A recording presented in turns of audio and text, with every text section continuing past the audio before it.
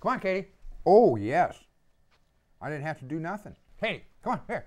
I could sit in a chair and not do nothing and get paid 18 bucks an hour. Good girl.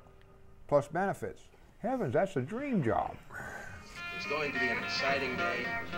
This was Harry Wilson on the job before getting fired by the DOC last year, relaxing in the recliner as the direct deposits rolled in. That check come in every single month.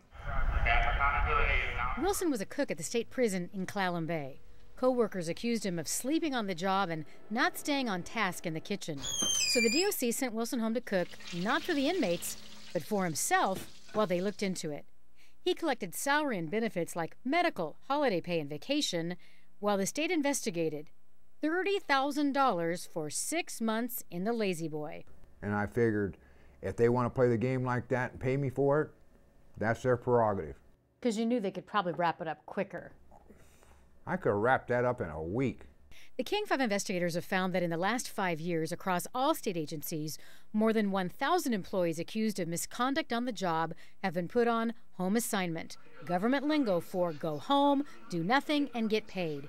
Since 2006, that's cost taxpayers more than $17 million in salaries and benefits, and the DOC sent more people home than anyone else. It's just a pure government waste.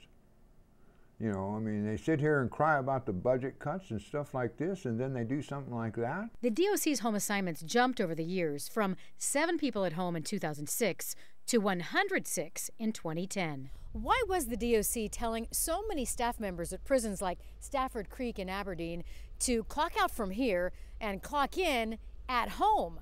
The state's top prison official says one reason is that more and more inmates were accusing staff members of serious misconduct. Many of the allegations for things like smuggling drugs into prison and sexual misconduct turned out to be bogus, but the state had to investigate, and it wasn't cheap.